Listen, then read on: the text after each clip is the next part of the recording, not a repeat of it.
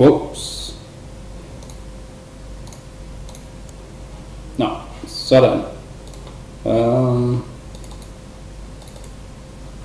Okay. Nå, det er virkelig lige at snakke i telefonen med dig. Det er som om du har gået godt. Så, alle er glade, indtil videre. Nu er det bare den mundtlige. Og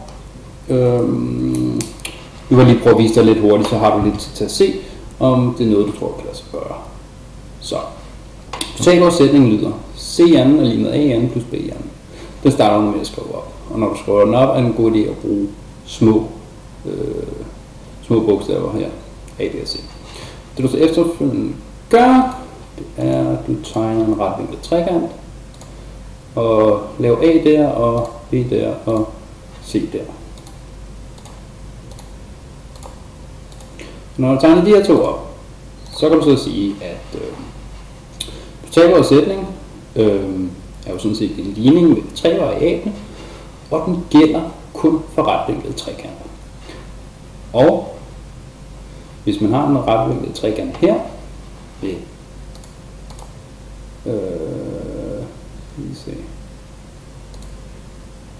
sidelængderne A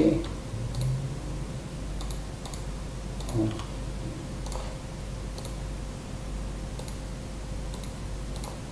C.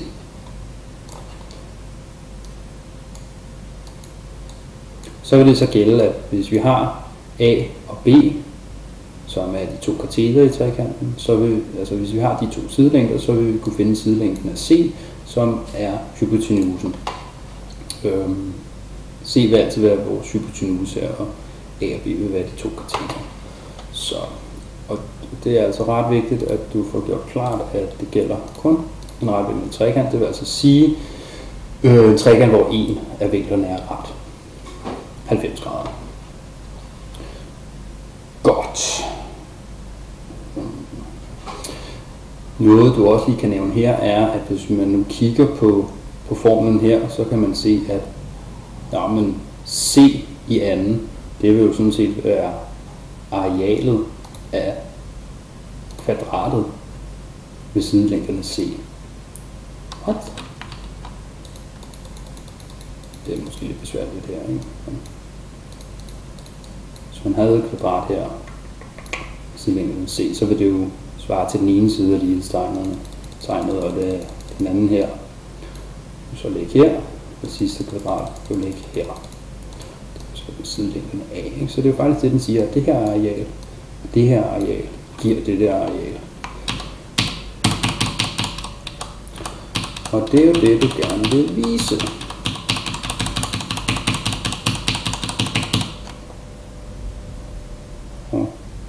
Nå. Så du tegner, det her kan du sådan set bare lade stå, ikke? Så tegner du så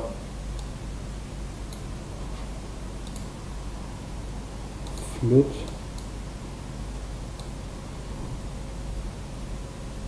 tegner du en ny figur her.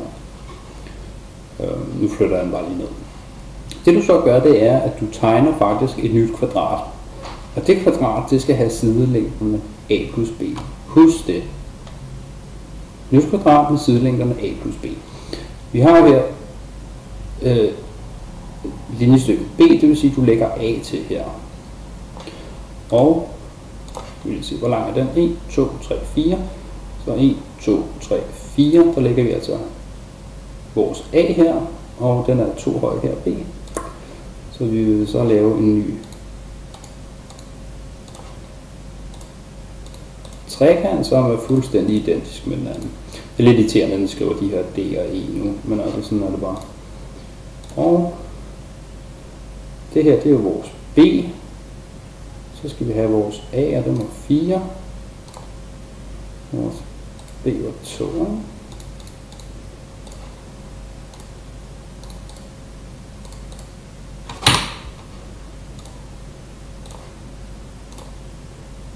Sørg for, at du lige får øvet dig på at tegne denne her, så du ikke kommer til at fumle rundt og lave 2 af siderne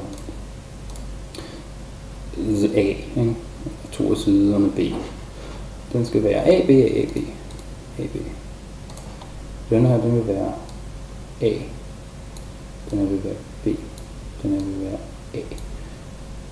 Så den her sidelængde er A plus B. Og det samme med den sidelængde. Og der fremkommer så en figur herinde i midten. Og den vil jo have sidelængden C. Det herinde, det er et kvadrat. Men det kunne faktisk være en rhombe. Og det vi gerne vil finde ud af, det er, hvad arealet af det her stykke er. Og det kan vi finde, hvis vi ved, det er et kvadrat. Og grunden til, at vi ved, det er et kvadrat, der skal lige finde ud af, om der er en bedre måde at forklare det her på. Men den eneste måde, jeg kunne se det på, det var ved at sige, at vi ved, at det her det er en ret linje. Vi ved, at den her vinkel er 90 grader. Og vi ved, at vinkelsummen i en trekant er 180 grader. Og så vi ved, at vinkel C, den er 90 grader. Og vi ved, at vinkel A plus vinkel B, at summen af de her tre vinkler skal jo blive 180. Så vi trækker, det her skal du selvfølgelig skrive på en pæn måde, ikke? På en pæn måde, men vi ved jo så, at 90 grader er det samme som vinkel A og vinkel B. Og denne her vinkel her, hvad er det? Det må være vores, skal lige se, det er vores hypotenuse, og den her, det er vores vinkel B, og det her, det er vores vinkel A. Jeg kan lige se, har jeg gjort det rigtigt? Den der vinkel der, det er det samme som den der vinkel der, og det er vores A. Så vi ved, at de her to vinkler, det må give 90. Og hvis man tegner en halvcirkel her, eller hvis man tegner en hel cirkel her, så ved vi, at den er 360. Så den her halvcirkel, der ligger her, den må være 180. Så igen 180 minus A og B, som vi ved giver 90. Det må så betyde, at den her er 90 grader. Og hvis den er 90, så er alle vinklerne her 90. Og derfor er arealet her en C. Og skal lige se, om jeg mangler noget.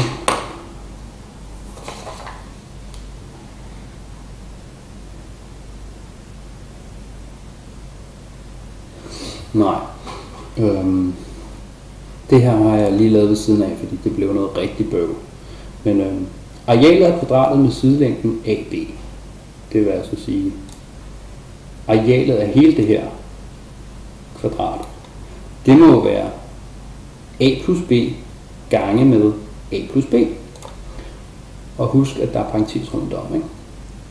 Så arealet af kvadratet med sidelængden AB er det samme som A plus B gange med A plus B. Der er parenteser heroppe. Ellers så regner vi forkert. Og A plus B gange A plus B, det er det samme som A plus B i anden. Arealet af figuren inde i midten, altså det kvadrat med sidelængden C,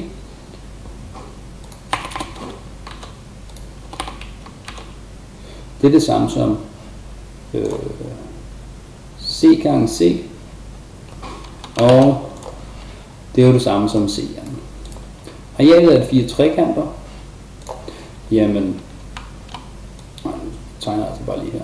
Vi ved, at arealet af en trekant, det er en halv gange højde. Altså.